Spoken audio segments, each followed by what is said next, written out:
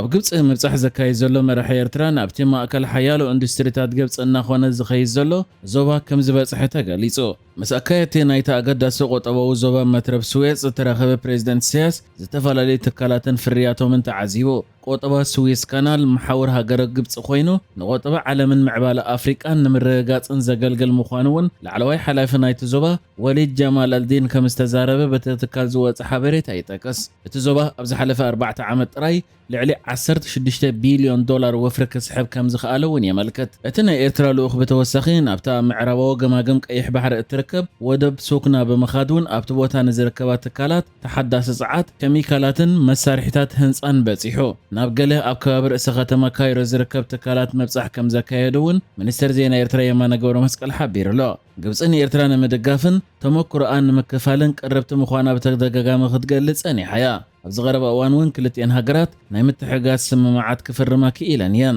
ዝሓለፈ ሰንበት ናብ ካይሮ ዝኣተወ ኢሳያስ ምስ ግብጻዊ መዘኑ ዓብዱልፈታሕ አልሲሲ ተራኺቡ ተዘራሪቡ እዩ። ብወገን ግብጽ ዝወጽእ ሓበሬታ ከም ዘመልክቶ ክልቲአን ሃገራት ኣብ ቀርኒ ኣፍሪቃ ምርግጋእ ንምስፋን ብሓባር ክሰርሓ ኣገዳሲ ምዃኑ ይጠቅስ። ብቤት ጽሕፈት ፕሬዚደንት ግብጽ ወፂኡ ኣብ ዘሎ ዜና ድማ ፕሬዚደንት አልሲሲ ከም ኣካል ሃገራዊ ድሕነት ግብጽ ብምውሳድ ፀጥታን ምርግጋእን ቀርኒ ኣፍሪቃ ንምዕቃብ ዘለዎ ደገፍ ደጊሙ ኣረጋጊጹ እዩ ዝብል። ክልቲአን ሃገራት ኢትዮጵያ ኣፍ ደገ ባሕሪ ንምውናን ትገብሮ ዘላ ምንቅስቓስ ንሉላውነትን ግዝኣታዊ ሓድነትን ሃገራት ዘዳፈር እዩ ብምባል ክነቕፋ መጽንሐን ይዝከር። ኢትዮጵያ ብወገና ኤርትራን ግብጽን ኣብቲ ዞባ ዘይምርግጋእ ይፈጥራ ከም ዘለዋ እያ ትኸስስ። ክልቲኦም መራሕቲ ብዛዕባ ዝቕጽል ዘሎ ደማዊ ኩናት ሓድሕድ ሱዳን እውን ተዘራሪቦም ኣለዉ። ግብጺ ንሓድነትን ልኡላውነትን ፀጥታን ምርግጋእን ሱዳን ዘለዋ ደገፍ ክትገልጽ እንከላ ሱዳን ናብ ንቡር ምርግጋእ ንምምላስ ድማ ደገፍ ከም ዘድልያ ተረዳዲኦም። ብወገን ኤርትራ ድማ ምስ ፕሬዚደንት አልሲሲ ኣብ ዝተገብረ ርክብ ምስጋና ከም ዝቐረበን ኣብ ክልታዊ ዝምድናታት ዝተረኣየ ገስጋስን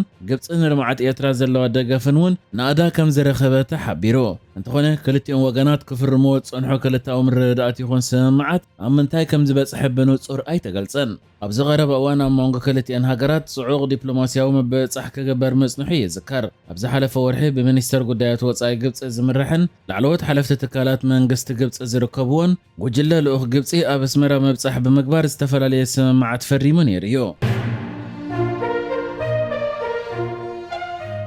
ኣብ እስራኤል ኣካል ልፍንታዊ መንግስቲ ናይቲ ሃገር ዘሎ ብጥሩፍ ኣረኣዩ ዝፍለጥ ሚኒስተር ሃገራዊ ፀጥታ ዝኾነ ኢታማር ቤንገቪር ሕጂ እውን ነቶም ኣብ ኤርትራ ዘሎ መሪሕነት ዝድግፉ ክስጎጉ ኣለዎም ብምባል ምስ ፖሊስን ህዝባውያን ምትሕብባራትን ብምትሕብባር ይድግፉ እዮም ዝበሎም ኤርትራውያን ክቐይድ ጀሚሮ ከም ዘሎን ይኹን እምበር ብዘይ ፍቓድ ሚኒስተር ውሽጣዊ ጉዳያት ናብ ሃገሮም ክሰዶም ስለ ዘይክእል ናብሱ ንሱ ዘመሓድሮ ምምሕዳራዊ መዳጎኒ ማእከላት ክወስዶም ይደሊ ምህላው ተገሊጹ። ናይ እስራኤል ፍልጥቲ ሃርቴ ዝትበሃል ማዕከን ዜና ዘርጊሓቶ ኣብ ዘላ ጸብጻብ እስራኤል ኣብ ዝሓለፉ 8 ኣዋርሕ ሚኒስተር ውሽጣዊ ጉዳያት ዘይብላ ኮይና ትቕጽል ዘላ ብምዃና ኢታማር ቤንገቪር ወላውን ነቶም ክሰጎም እየ ብምባል ኣብ ትሕቲ ቀይዲ ዘእትዎም ዘሎ ደገፍቲ ናይቲ ኣብ ኤርትራ ዘሎ መሪሕነት እዩ ዝበሎም ኤርትራውያን ከምኡውን ኣብ ትሕቲ ቀይዲ ክእትዎም ዝሓስብ ዘሎ ኤርትራውያን ወላውን ኣብ ትሕቲ ቀይዲ እንተእተዎም ክሰጎም ዘለዎ ዓቕሚ ግን ድሩት ምዃኑ ተገሊጹ። እዘን ከ ብሰንኪ ዘይምህላው ሚኒስተር ውሽጣዊ ጉዳያት ምዃኑ እውን ተገሊጹ ኣሎ።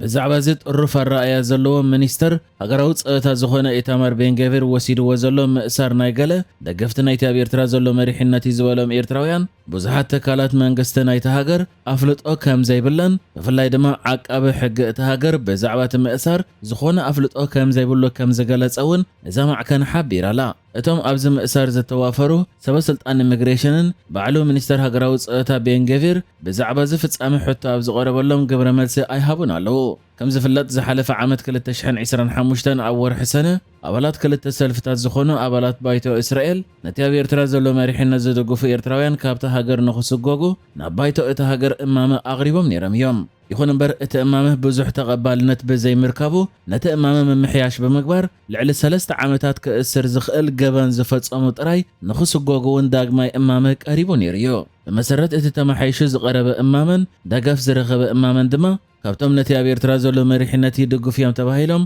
ጉዳዮም ክርአ ዝጸንሐ 17 ሓደ ጥራይ ካብ እስራኤል ክስጎግ ከም ዝኸኣለዩ እቲ ጸብጻብ ሓቢሩ ዘሎ። ነቶም ተኣሲሮም ዘለዉ ዝውክል ሞሼ ዛኮ ዝበሃል ጠበቓ ብዛዕባ ተኣጋጢሙ ዘሎ ኣብ ዝሃቦ መግለፂ ድማ እቲ ተፈጺሙ ዘሎ ሕጋዊ ኣይኮነን ክብል እንከሎ ሕጋዊ መንበሪ ቪዛ እንከለዎም ከምኡውን ዝኾነ ይኹን ናይ ገበን ድሕረ ባይታ ዘይብሎም እንከለዉ ኣብ ትሕቲ ቀይዲ ኣትዮም ኣለዉ ድሕሪ ምባል ቅድሚ ዓመት ብቤት ፍርዲ ዝሓለፈ ውሳነ እውን እዚ ሕጂ ዝፍጸም ዘሎ መተካእታ ናይቲ ክኸውን ዝግብኦ ሕጋዊ መስራሓት ክኸውን የብሉን ውሳነ ተወሲዱ ነይሩ ብምባል ኣብዚ እዋን ግን እቶም ነቲ ተግባር ዝፍጽሙ ዘለዉ ትካላት ነዚ ዕሸሸም ኢሎም ዘለዉ ኢሉ ኣብዚ ዝመጽእ ዘሎ ቀረባ መዓልታት ድማ ናብ ቤት ፍርዲ ዝቐረበ ናይ የግባይ ሕቶ ገብረ መልሲ ክወሃበሉ ኢሉ ኣብ እስራኤል ዝርከብ ንስደተኛታት ዝጣበቕ ድማ እዚ ሕጂ ዝመጽእ ዘሎ ጸገማት ብሰንኪቲ እስራኤል ንስደተኛታት ጉዳዮም ዘይምርኣይ ዘጋጥም ዘሎ ከም ዝኾነን እስራኤል ብቀደሙ ንጉዳይ ስደተኛታት ሪኣ ክትቀበልን ዘይከትቀበልን እንተትሰርሕ እቶም ነቲ ኣብ ኤርትራ ዘሎ መሪሕነት ዝድግፉ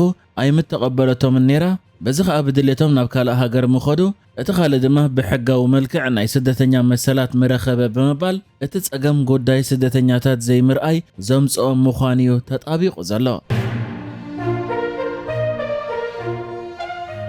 ኣብ ሰሜን ኣየርላንድ ከተማ ቤልፋስት ሓደ ሱዳናዊ መበቆል ዘለዎ ውልቀ ሰብ ኣብ ልዕሊ ሓደ ኣየርላንዳዊ ናይ ካራ መጥቃዕቲ ድሕሪ መፈጻሙ በቶም ብተደጋጋሚ ጸረ ስደተኛ ዝኾነ ተቃውሞታት ዝገብሩ የመናዊ ክንፊ ፖለቲካ ዝኽተሉ ተቃወምቲ ኣብ ልዕሊ መንበረ ኣባይቲ ናይ ገለ ናይ ስደተኛ ድሕረ ባይታ ዘለዎም ነበርቲ ናይቲ ሃገር ገዛ ናይ መቀጻል ተግባር ከም ዝተፈጸመን ክሳብ ኣየርላንዳውያን ከይተረፈውን ገዝኦም ኣብቲ መቀጻል ተለኪሙ ምህላው ተገሊጹ እቲ ነዚ ናዕቢ ንኽልዓል ምኽንያት ዝኾነ ብሓደ ወዲ 30 ዓመት ሱዳናዊ ዝተፈጸመ ፈተነ ቅትለት እቲ ምድሪ ኣብ ማእከል ጽርግያ ዝተፈጸመ ኮይኑ ካራ ሒዙ ድማ ነቲ ኣብ ትሕቲኡ ጸቂጥዎ ዝነበረ ኣየርላንዳዊ ክቆትሎ ምዃኑ ከፈራርሕ ተራእዩ ዝነበረ እቲ መጥቃዕቲ ዝበጽሖ ወዲ 40 ዓመት ሰብኣይ ኣብ ዓይኑን ክሳዱን ከቢድ መጉዳእቲ ከም ዝበጽሖን ኣብ ሆስፒታል ክንክን ይግበረሉ ከም ዘሎን ይፍለጥ ኣብ ኢንተርኔት እቲ ቪድዮ ናይ ተፈጻመ ሰፊሕ ዝርግሐ ድሕሪ ምርካቡ እቶም ብተደጋጋሚ ጸረ ስደተኛ መርገጽ ዘለዎምን ተቃውሞታት ዝገብሩን የመናዊ ክንፊ ፖለቲካ ዝኽተሉ